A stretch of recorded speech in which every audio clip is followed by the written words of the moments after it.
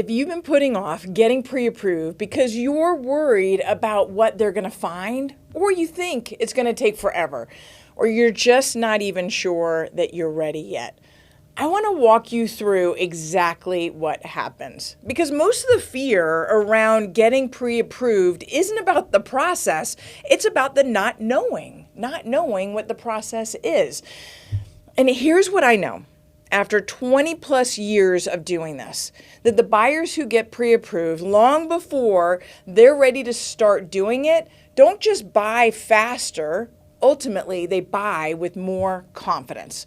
They negotiate from strength, and they almost never overpay or overbid on something they can't actually close on.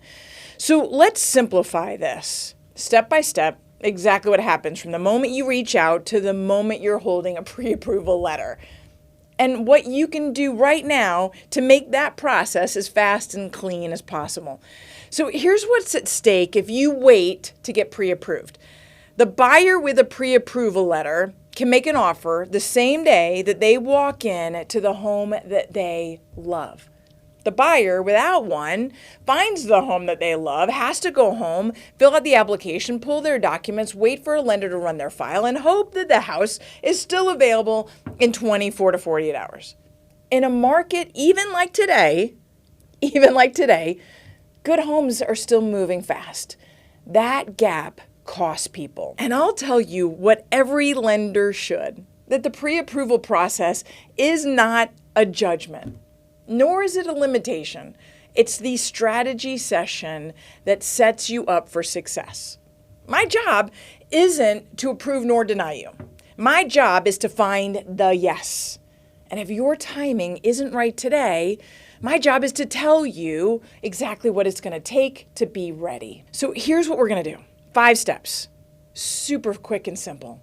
Start to finish. The conversation, the application, the documents, the credit pull, and the letter. Then, what to do if the answer isn't yes yet. And then the move that makes the whole process faster and cleaner than you probably think it is. So let's do this. Step 1, the conversation. Before anything gets submitted, we talk. We need to dig deep. I want to know where you are, what you're trying to do, and what's holding you back. Your credit, your income, your down payment, your timeline. This isn't a screening, it's a strategy session. And it's where I figure out which loan is actually your door before we run a single number. Now, step 2 is the application. That's where the numbers start.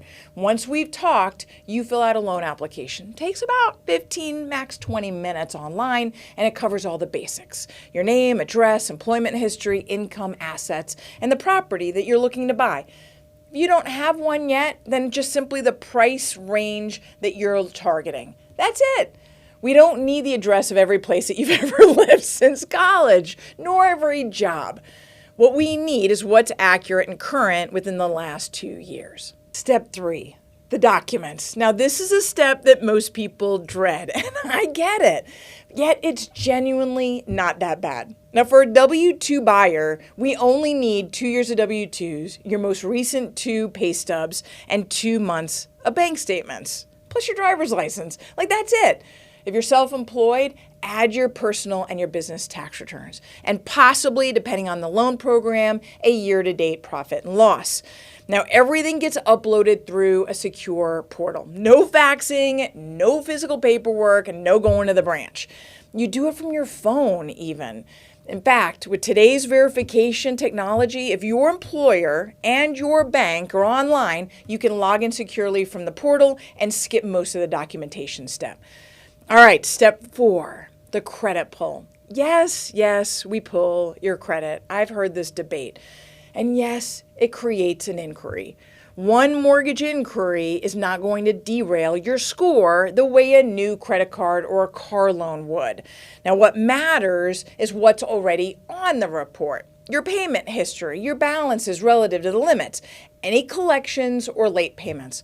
If there's something on there that's going to be a problem, I'd rather find out about it now, while we still have time to address it, than the week that you're supposed to close. Now, step 5, the letter. This is what we're working towards. Once the filers are reviewed and the numbers work, you get a pre-approval letter. Not just a pre-qualification letter, which is simply just an estimate based on what you told me, a full pre-approval. This is based on verified income and credit. And it holds weight when you're trying to write an offer. In most cases, my team turns these around in 24 to 48 hours. And that letter travels with you. Your agent attaches it to every offer you make. Now let me play this out. A prospective buyer, like you, calls me on a Monday. We hop on a Zoom for 25 minutes or so, and we dive in to her budget, her income expectations, and the savings and investing goals that she has. Now, we play out how real estate, and this home specifically, would play a part in both her lifestyle and her investing strategy. This buyer was prepared financially, but she hadn't thought about her purchase strategically. Now, after that call, she's feeling more empowered about the decision. That afternoon, she fills out a loan application online. Took her all of 15 minutes. She uploads her documents through the portal when she got home that night, including her pay stubs, her bank statements, and her last 2 years of taxes.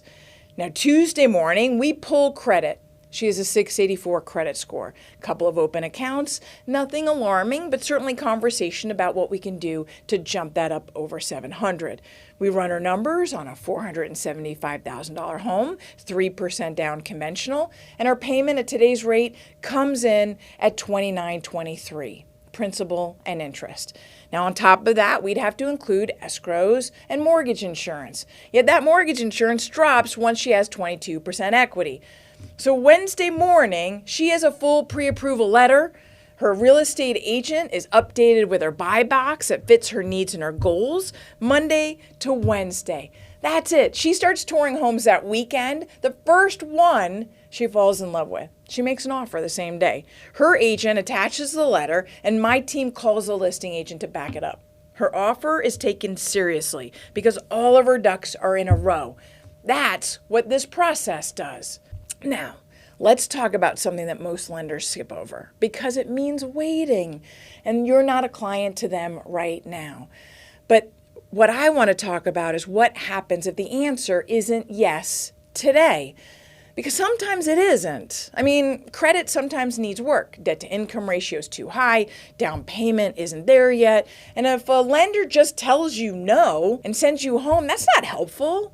In fact, feels like a dead end. So here's how my team handles it. If the answer is no today, we're going to share exactly why and exactly what needs to change. We're going to create a home buying plan. Pay off this account first. Don't open up any new credit. Save here instead of there. I'll check in on you in 45 days. And then, according to plan, if in 90 days you're ready, we're going to get this done. I love my job. I do, because every day I get to find the yes. I get to set the plan and give you the strategy.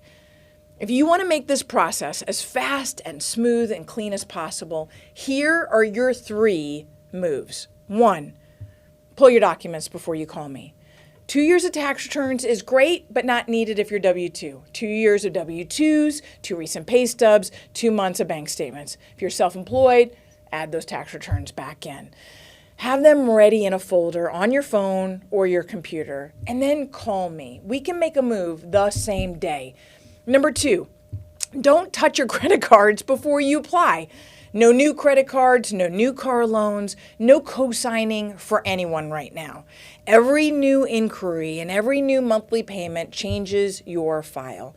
If you're planning on buying in the next 90 days, freeze your credit activity right now and let your current profile do the work. And number 3 is be honest on the application. I have seen deals fall apart in underwriting because something on the application didn't match the documents. If there's something complicated in your file, a gap of employment, a late payment, a large deposit you can't explain, tell me up front. It's a lot harder to fix a surprise than work through something I know about in advance. The pre-approval process is not a judgment. It's not even a lot of work. I mean, it's a strategy session that opens up your opportunities to what you might not have even known existed. And the buyers who do it first, before they fall in love with the house, are the ones who close with confidence. So let's get yours started. The link is right below this video. We're licensed across 43 states, and I'll tell you exactly where you stand and exactly what it's going to take to get you to the closing table. And if you haven't watched the video on which loan is actually right for your situation, watch that one next. It's on the screen now, and I'll see you next week.